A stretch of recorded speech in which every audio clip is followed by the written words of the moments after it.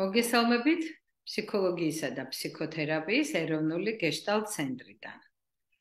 ჩვენი ტრადიციული პოდკასტების დღევანდელი თემა იქნება 5 ნაბიჯი წარმატებისკენ. მე ვეცადე წარმატების მიღწევისთვის მნიშვნელოვანი ასპექტები 5 ძირითად კომპონენტად 5 ძირითად ფაქტორად ჩამომეყალიბებინა და ფაქტობრივად გამომივიდა ასე, რომ ეს 5 ნაბიჯი არის ის სტრატეგიულად მნიშვნელოვანი საკითხი, რომლის გარეშეც ყოველგვარი ნებისმიერი წარმატების მიღწევა შეუძლებელია. მოდით დავიწყოთ ყველაზე მნიშვნელოვანით პირველი ნაბიჯით, ეს არის მიზნის განსაზღვრა. ადამიანს სჭირდება ზუსტად, რაც შეიძლება ნათლად და მკაფიოდ იმის გაცნობიერება, თუ რა არის მისი სამიზნე, რომლის მიღწევითაც მას სურს იქონიოს წარმატება და განიცადოს ეს არაჩვეულებრივი გრძნობა, რომელსაც შეიძლება ესე დავარქვათ, გამარჯვების გრძნობა ქვია. როდესაც ჩვენ წარმატებას ვაღწევთ, თითოეულ თქვენგანს ალბათ ეს გამოცდილი გაქვთ, რაოდენ სასიხარულოა ეს, თითქოს ტრიუმფის, გამარჯვების განცდაა. ამიტომ პირველ რიგში ჩვენ უნდა დავსახოთ მიზანი, რომლის მიღწევაც გსურს. მაგრამ ვინაიდან ადამიანი არ არის მხოლოდ კოგნიტური, ანუ რაციონალური, ანუ მხოლოდ გონებით წარმართული ადამიანი, აღმოჩნდა, რომ მხოლოდ ამის გააზრება და დასახვა, ნახეთ, სიტყვაც გვეუბნება, რომ სახეობრიობას იძენს, ანუ ვიზუალიზაციას ვახდენთ ჩვენ ამ მიზნის.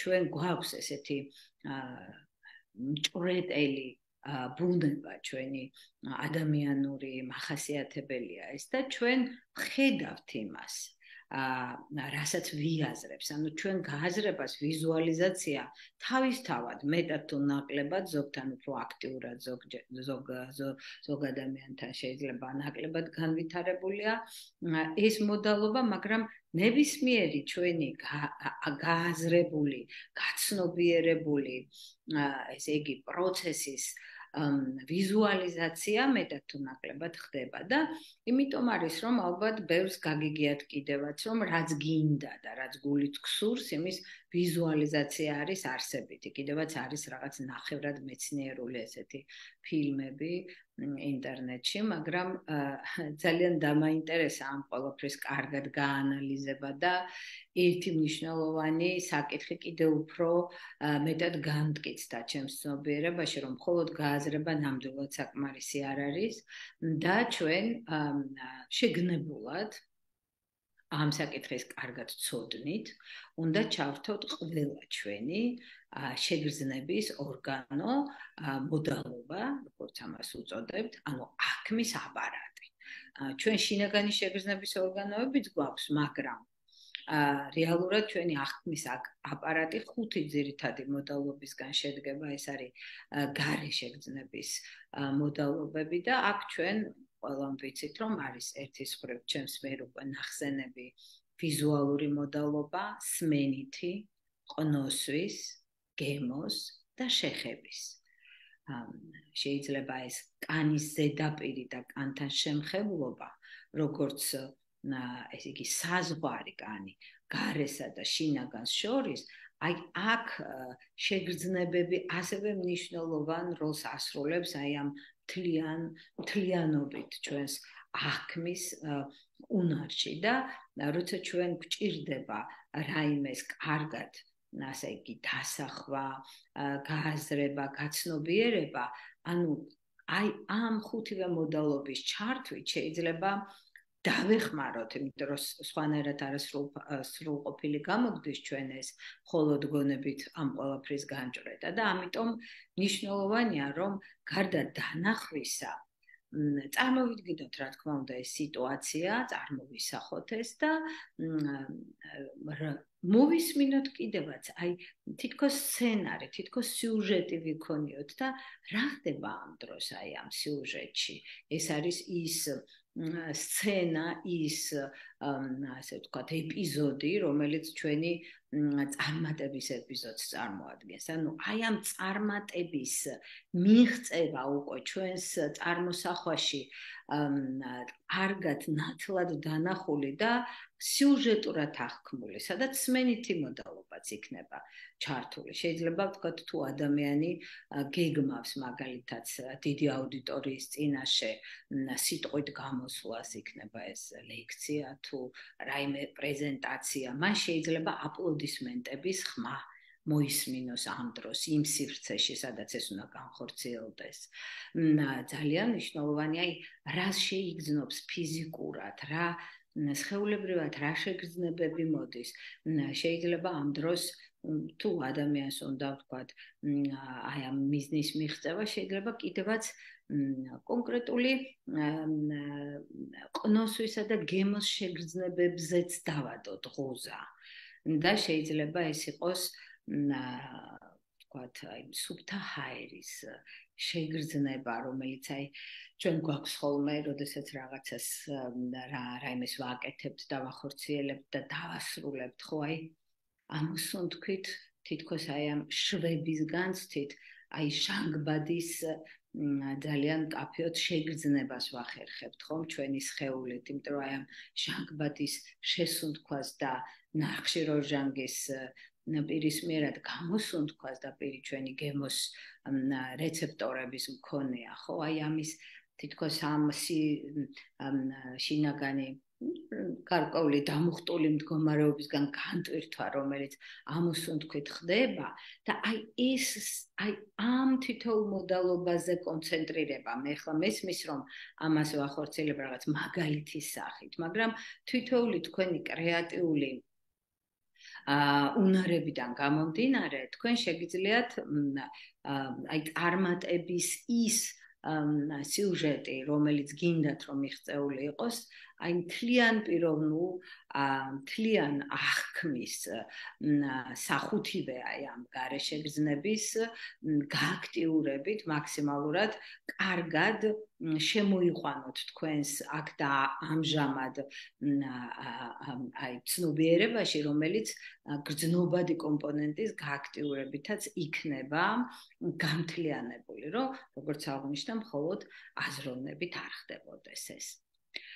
მაშასადამე, თუ კი ჩვენ მოვახერხებთ აი ამ სიუჟეტის, რაც შეიძლება მკაფიოდ ნათლად ყველა შეგრძნების მოდალობაში, რაც შეიძლება კარგად აღქმას, ჩვენ შეგვიძლია შევინახოთ ეს სიუჟეტი და ასეთ ხერხსაც მივმართოთ ხოლმე, რომ ძილის წინ აი ეს ვიდეო ბრწყალებში, რა თქმა უნდა, ჩვენს მეხსიერებაში უკვე შენახული, ჩვენ ცნობიერებაში ვიტყვი ესე დასეივებული ეს სიუჟეტი წარმატების შეგვიძლია ძილის წინაც, აი თვალებ დახუჭული უკვე, როცა ადამიანი ძილისკენ მიდის, ხო, აი ცნობიერების გაბუნდოვნებაც ხდება ამ დროს და აი ამ დროს მივაწოდოთ ჩვენს ფსიქიკას ეს სიუჟეტი, რომელიც ერთის მხრივ მოგვანიჭებს სიამოვნების განცდას და შეიძლება ვთქვათ, რომ ამით ჩვენ საკუთარ თავს ძილში შევუქმნით პოზიტიურ ემოციურ ფონს და მეორეს მხრივ ჩვენს ესე იგი არაცნობიერ ნაწილს ჩვენი ესე იგი ფსიქიკისა ჩვენ ასევე აი ამ ჩვენს მიერ სტრატეგიულად კარგად დანახულ და კარგად დასახულ უბრალოდ სიუჟეტს ასევე ჩავწერთ აი აქ და ყოველ ღამე ან ნახევრად ტრანსულ მდგომარეობაში აი ამ წარმატების სიუჟეტის ცხად გრძნობა იქნება მრავალი მხრივ დადებითი შედეგის ბევრ კურდღელს დავიჭერთო, ხო, ესეთი ნათქვამია, თუმცა კურდღლების დაჭერა არ არის მთლად კარგი ამბავი, ვინაიდან უნდა მოუფრთხილდეთ ჩვენს ფლორასა და ფაუნას, მაგრამ ესეთი გამონათქვამი არსებობს. ამიტომ ბევრი სარგებელი შეგვიძლია აი ამ დასახული სიუჟეტის, რაც შეიძლება მკაფიოდ ცხადგრძნობით. გადავალ ახლა უკვე მეორე საკითხზე, რომ ესე იგი ჩვენ უნდა ღირებულებითი დატვირთვა მივცეთ ამას, რაც კარგად დავსახეთ, როგორც სამიზნე ჩვენი წარმატების მიღწევის ის პუნქტი, საითაც უნდა ვიმოძრაოთ. ძალიან მნიშვნელოვანია, რომ მას ჩვენს ღირებულებათა სისტემაში, აი რა არის ჩემთვის მნიშვნელოვანი, რა არის ჩემთვის კარგი, რა არის ის, რაც მე მიმაჩნია როგორც ჩემთვის ფასეული. აი ამ სისტემაში უნდა მოუძებნოთ ადგილი და აქ мотиваციები არის, აი რისთვის მინდა. აი რისთვის შეიძლება ერთი პასუხი იყოს რისთვის, შეიძლება მრავალასპექტიანი იყოს ეს პასუხი რისთვის, ანუ мотиваცია ჩვენი შინაგანი ესე იგი ღირებულებითი სისტემიდან გამომდინარე პასუხგაცემული კითხვა, აი რისთვის, რაში მჭირდება ეს, აი ამისთვის ჩემი ძალების ინვესტირება, აქეთ მოძრაობა, რაღაც კონკრეტული ჩვენ ნახავთ ამის განხორციელებისთვის, იმპლემენტაციისთვის სერიოზული საკითხების გათვალისწინება და მოქმედებაში მოყვანა მოგვიწევს. ამიტომ ეს იგი რისთვის მინდა, რაში მჭირდება, რა ღირებულებას წარმოადგენს ეს და აქ ძალიან მნიშვნელოვანია ორმხრივად, იმიტომ რომ სამყარო თავისთავად არასდროს ცალსახა და ცალმხრივი არ არის, პირიქით, ორმხრივია.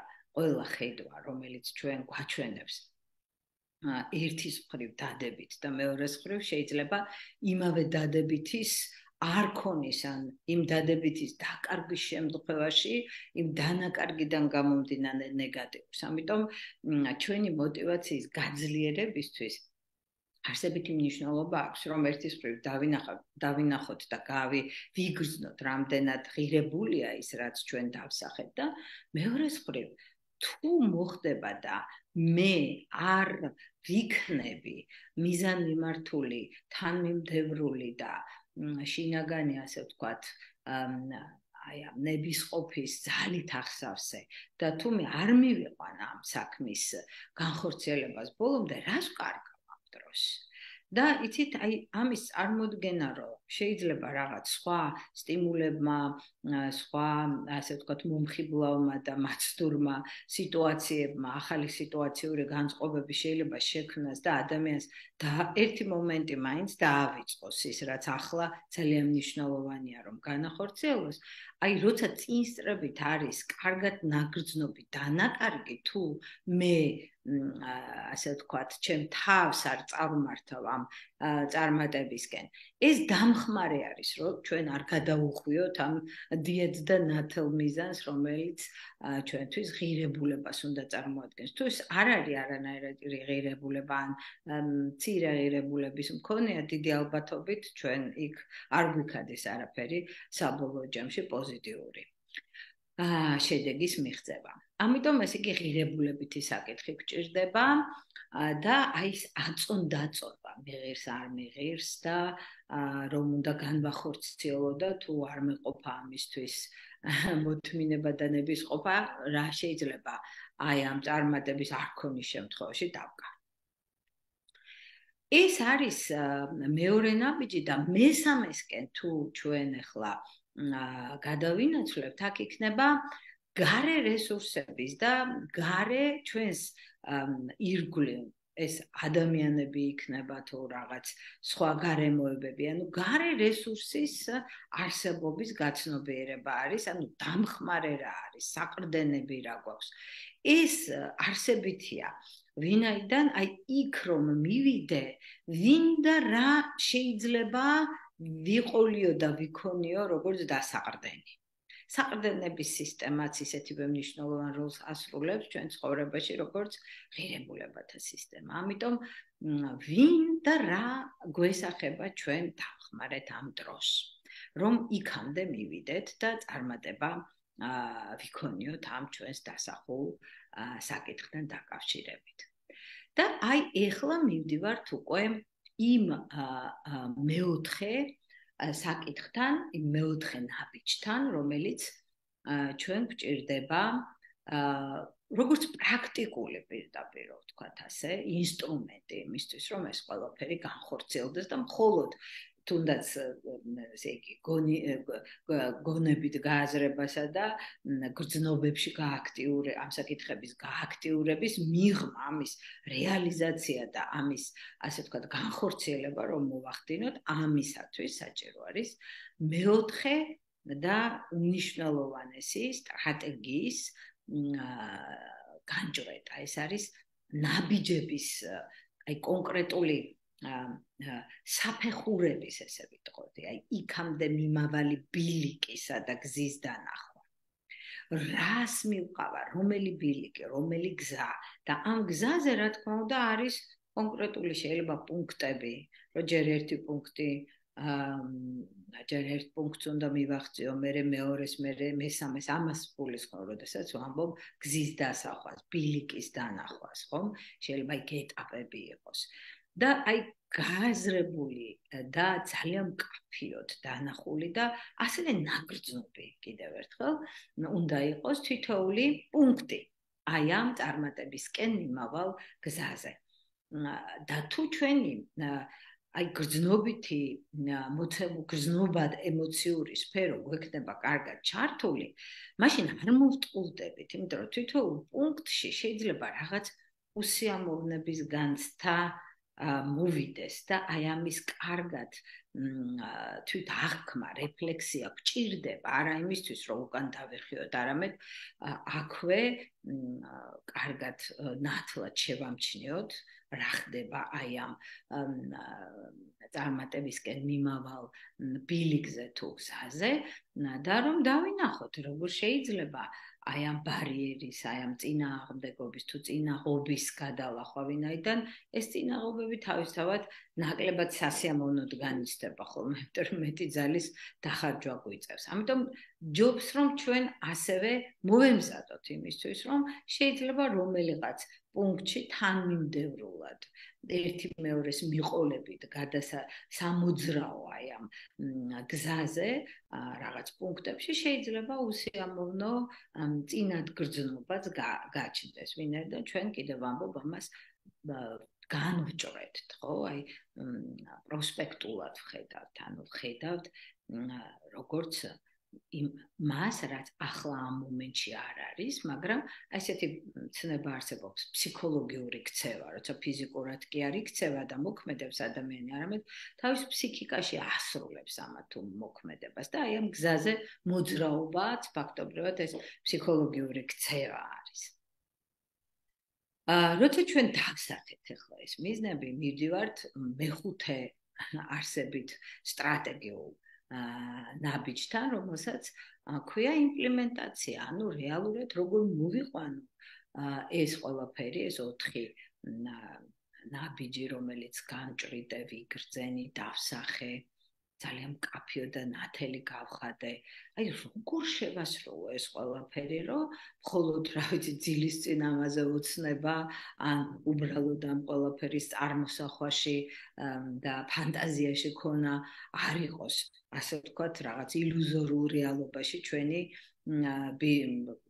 გადატყორცნის წინაპირობა და სტიმული.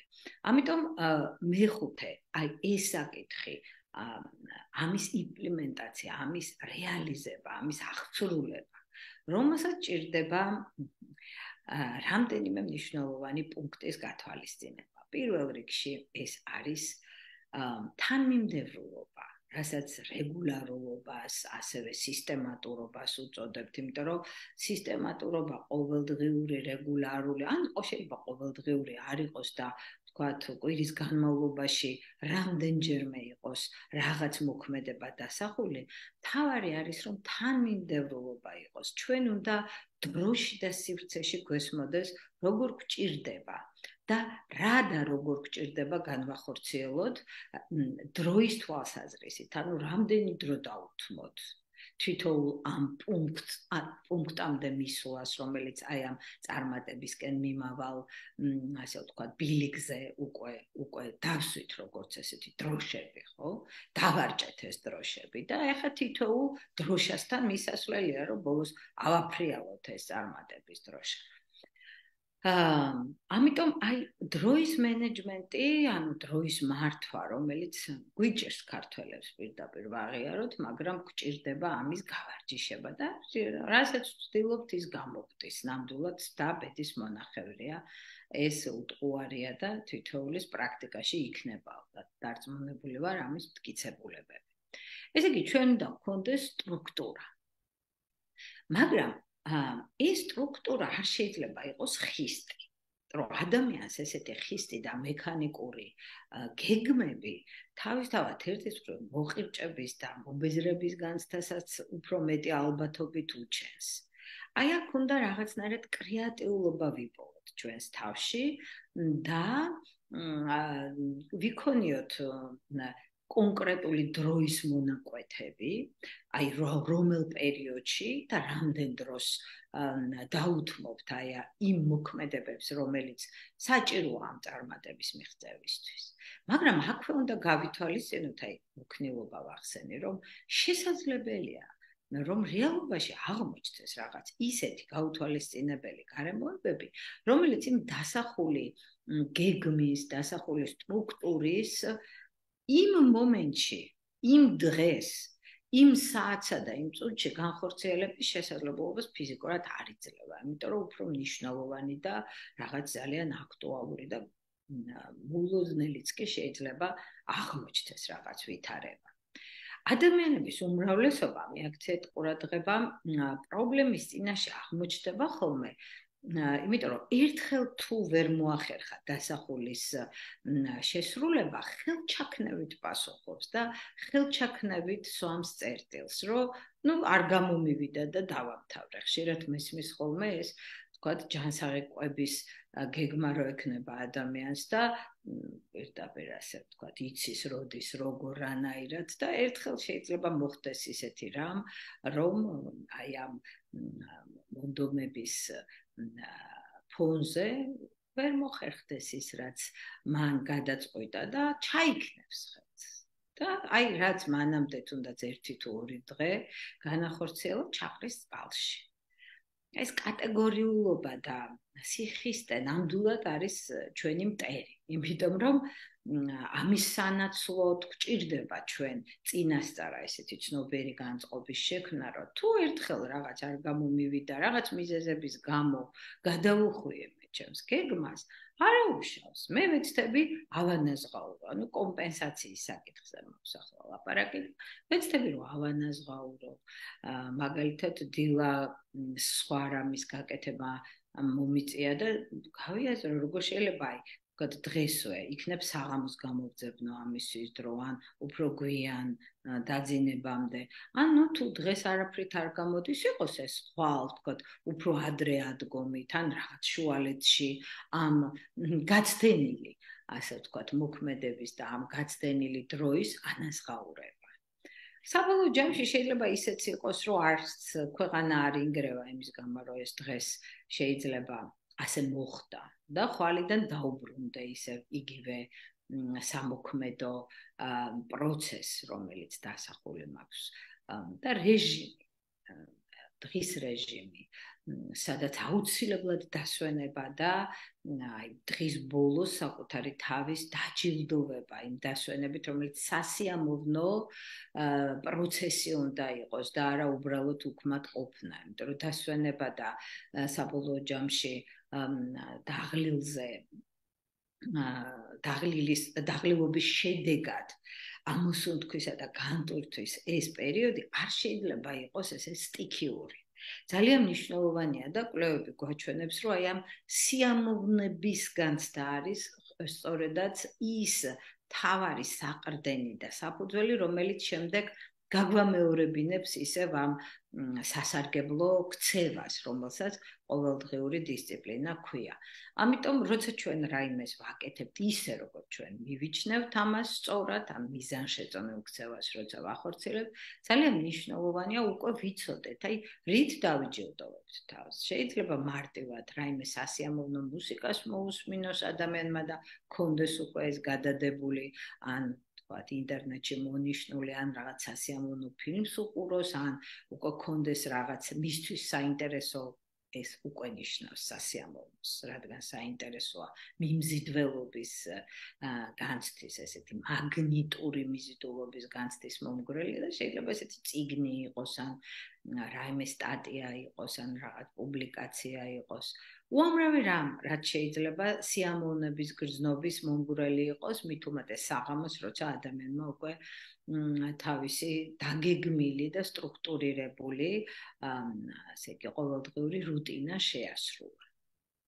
აი ადამიანები ასევე შემდეგ კვირის ბოლოს, როცა მთელი კვირის განმავლობაში გადახედავენ ხოლმე, აი რამდენად მოახერხა მისთვის ღირებული ან საქმიანობის განხორციელება, შეიძლება რაღაცის ყიდვით აჯილდოებდნენ, ხო? აი ამის უკიდურესობა არის ეგრეთ წოდებული შოპოჰოლიზმი, იმიტომ რომ სიამოვნება არის, როცა საკუთარი თავისთვის საჩუქარს იძენ. ამიტომ შეიძლება ესეც მოვიხმოთ, რომ რამდენადაც ვაკეთებთ იმას, რაც საკუთარ თავს დაუსახეთ, როგორც მნიშვნელოვანი, რომ ამითაც დავიჯილდოთ თავი. მე ვფიქრობ, რომ აი ეს ხუთი ძირითადი ასპექტი, რომელსაც მე ხუთი ნაბიჯი დავარქვი, ჩვენი წარმატების მიღწევისაკენ მიმავალი არის ის მთავარი ძირითადი უმნიშვნელოვანესი საკითხები, რომელიც თუკი და რამდენადაც ჩვენთვის ღირებული სამიზნისკენ მამოძრავებელი გახდება და რამდენადაც ჩვენ ვეცდებით აი ამ თითოეული პუნქტის შესრულებას, მით უფრო დიდი ალბათობა არსებობს, რომ ეს ჩვენი წარმატება იქნება ჩვენთვის სიხარულის მომგვრელი. კიდევ ერთი საკითხი რომ არ დამავიწყდეს, რომელიც ღირებულებით ასე ვთქვათ ასპექტებში უნდა მეხსენებინა და შეიძლება არაფერი არ იყოს შემთხვევითი ფსიქოლოგიას ასე მიაჩნიათ, ალბათ დამაგვირგვინებლად მნიშვნელოვანია ამის ახლა აღნიშვნა. ეს არის ფსიქოლოგიური ეკოლოგიურობა. ეკოლოგია მხოლოდ ბუნებას არ ეხება. ადამიანს აქვს თავისი მორალი, თავისი სინდისი, თავისი ზნეობა. და ყველას აქვს კონკრეტული, ასე ვთქვათ, საკითხები, რომლებიც მისთვის უზნეოს ან ამორალურს მიუღებელს ქმნის, ან პირიქით ძალიან გამართლებულს და ამხრივ მიმზიდველს. ამიტომ ჩვენ უნდა გავიაზროთ ჩვენი მიზნის ეკოლოგიურობა. ჩვენ უნდა კარგად გრძნობდეთ და ვხედავდეთ აი მთელი ეს ხუთივე ნაბიჯი რომ გავაერთიანოთ, რომ ხომ არავის ვაყენებთ ისეთ ზიანს, რომელსაც მე ჩვენი სინდისი არ გვაპატიებს და თუნდაც მივახციოთ იმ წარმატებას. ფროიდის ნაშრომების არ იყოს, როცა ხდება მსხრევა ნაცვლად გამარჯვების სიხარულისა და ტრიუმფისა, თუკი ეს საკუთარ სინდისზე გადაბიჯებით მოხდა. ამიტომ მოდი გავიაზროთ ასევე. როცა ჩვენს ღირებულებით და დატვირთვაზე, ღირებულებით მნიშვნელობაზე და мотиваციაზე ვართ კონცენტრირებული აი ამ სამიზნესთან მიმართებით, ჩვენ გვჭირდება ვიცოდეთ, რომ ეს არის ეკოლოგიურად სუფთა მიზანი. და აი ამ მნიშვნელოვანი პუნქტით დაგემშვიდობებით, შემდეგ პარასკევს კვლავ შევხვდებით ფსიქოლოგიისა და ფსიქოთერაპიის ეროვნული გეშტალტ ცენტრიდან საინტერესო პრაქტიკულად გამოსადეგი გეშტალტ პოდკასტით. კარგად ბრძანდებოდეთ.